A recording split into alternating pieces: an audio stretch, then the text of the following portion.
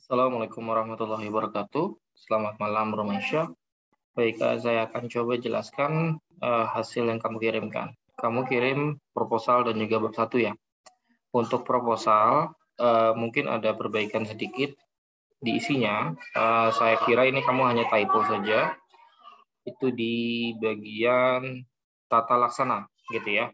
Di bagian poin 1 yaitu waktu. Nah, di sini kamu tulis adalah 21 Februari 2022 sampai dengan 21 Maret 2020 gitu ya. Nah, saya kira mungkin ini kamu typo, jadi nanti tolong diperbaiki saja di bagian 2020-nya ya. Untuk file lembar pengesahan yang sudah ditandatangani, sudah saya sertakan linknya di dalam Google Form, di dalam Google Sheet, gitu ya.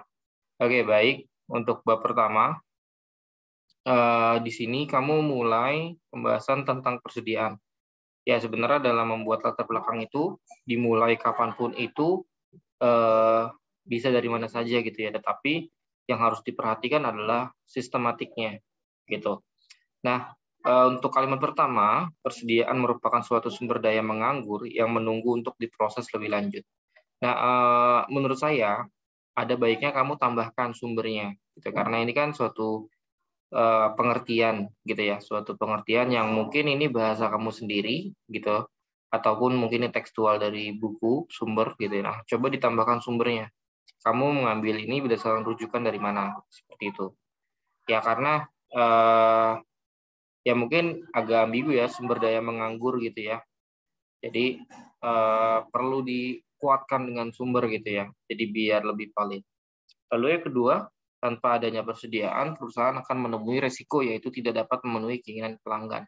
Nah, sebenarnya ini adalah resiko terakhir gitu ya, yang diakibatkan terkait persediaan. Gitu. Pertama kan urutannya adalah kalau perusahaan itu tidak memiliki persediaan, pastinya pertama tidak bisa melakukan produksi, gitu ya.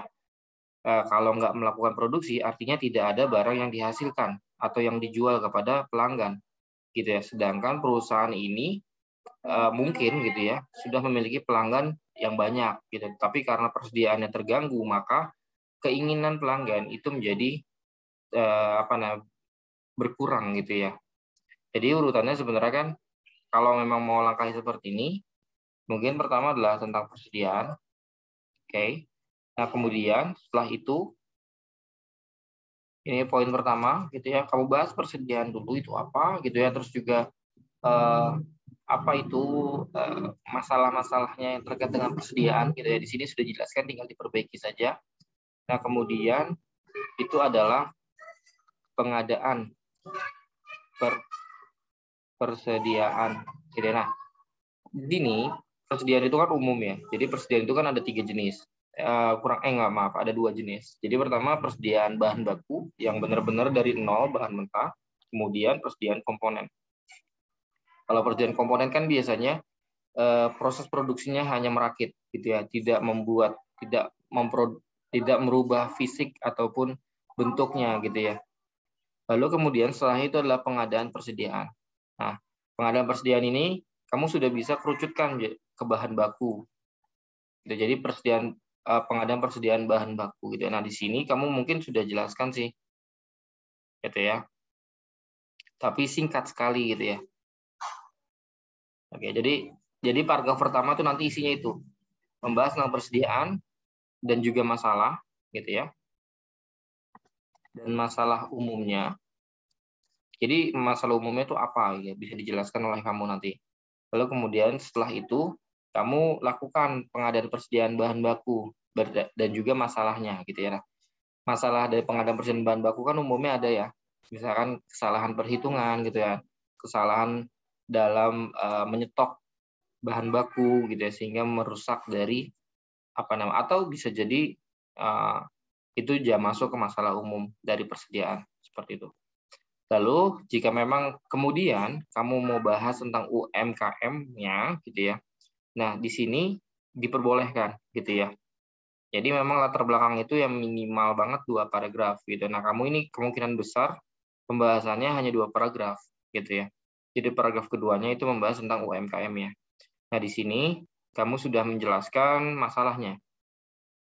ketersediaan bahan baku saat akan dimulainya proses produksi sehingga mengakibatkan keterlambatan maupun dalam segi waktu penyediaan bahan baku. Nah, sebenarnya ini masalah benar, ada masalah. Pertama keterlambatan gitu ya dari penyediaan waktu bahan bakunya, tetapi bahasa kamunya mungkin yang kurang pas gitu ya. Jadi coba diperbaiki nih dalam penggunaan atau penyusunan kalimatnya. Gitu sehingga kita pembaca paham bahwa masalahnya ya keterlambatan gitu ya. Seperti itu. Lalu di paragraf ketiga ini kamu menjelaskan tentang solusi gitu ya kalau saya baca. Jadi sebenarnya ini kan masih umum ya, masih umum banget. Nah ini bisa dimasukkan ke dalam paragraf pertama gitu ya. Jadi kalau pertama kan itu kan masalah umum dan juga solusi umum. Nah sedangkan untuk yang poin ketiga, paragraf kedua itu adalah masalah khusus. Kenapa khusus? Karena yang dialami oleh UMKM Mochibo ini gitu. Nah jadi yang kamu jelaskan di sini, ini masalah benar yang dialami oleh Mochibo bukan? Gitu. Atau jangan-jangan ini hanya masalah umum gitu. Nah, kamu bisa jelaskan aja secara gamblang. UMKM Mochibo ini apa nih? Misalkan sering terlambat dalam penyetokan bahan baku gitu ya. Atau bisa jadi tidak terjadwalnya atau tidak memiliki jadwal pengiriman gitu ya, atau jadwal pemesanan dari bahan baku gitu dan sebagainya. Karena kan yang kamu bahas adalah pengadaan bahan bakunya ya. Lalu yang ini gitu ya, ini sebenarnya bisa dimasukin ke paragraf pertama gitu ya di sini. Jadi karena paragraf pertama kan umum. Nah ini kalau saya baca ini umum nih, nggak spesifik membahas tentang UMKM Mochibo gitu. Jadi boleh ditambahkan solusi yang bisa menyelesaikan masalah di UMKM Mochibo gitu ya. Itu adalah proses pengadaan persediaan bahan baku gitu ya, yang sistematik gitu. Nah, itu nanti dimasukkan ke dalam UMKM Mochibo. Jadi kurangnya di situ ya. Lalu untuk perumusan masalah sebenarnya ini udah benar. Bagaimana proses pengadaan persediaan bahan baku UMKM Mochibo dapat berjalan dengan baik. Nah, sebenarnya kan kalau perumusan masalah adalah penurunan gitu ya. Penurunan masalah yang dijelaskan di latar belakang. Nah, masalahnya apa gitu ya. Nah, sebenarnya kan ini kan kamu kalau udah ngomongin bagaimana gitu ya, ini kan kalimat tanya yang pasif ya, bukannya aktif. Jadi tetap kita mau tahu gitu ya, mau tahu bagaimana proses pengadaan persediaan bahan baku UMKM Mochibo yang baik gitu ya, bukan dapat berjalan dengan baik gitu ya, yang baik gitu, atau bisa dirubah sesuai dengan yang kamu inginkan. Itu masih bisa sih.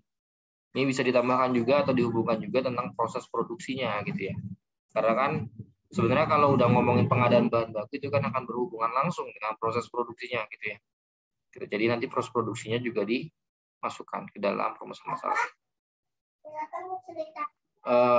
Jadi nanti dulu. Jadi kemudian untuk pembatasan masalah tidak ada, tujuan penulisan juga tidak ada. Nah, di perumusan masalah kan nggak ada proses produksi ya. Nah, kenapa di tujuan penulisan tiba-tiba kamu ada proses produksi gitu. Nah, karena dalam konteks perumusan masalah dan tujuan penulisan tuh linear gitu ya, saling berhubungan. Jadi kalau memang nggak ada ya tujuan penulisan nggak ada gitu. Tapi makanya saya bilang di perumusan masalah ditambahkan aja itu.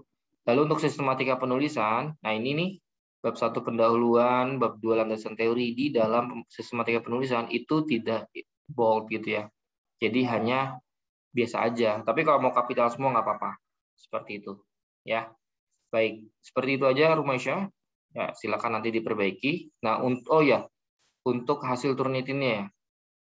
Hasil Turnitinnya untuk bab 1 itu Oke. Nah, bab 1 ini kamu besar ya, 31%. Jadi saya harap kamu dapat membuat parafrase di beberapa kalimat yang sudah ditandai nih, gitu ya, agar berkurang. Kan saya bilang maksimal 25%, jadi 25% ke bawah ya, seperti itu.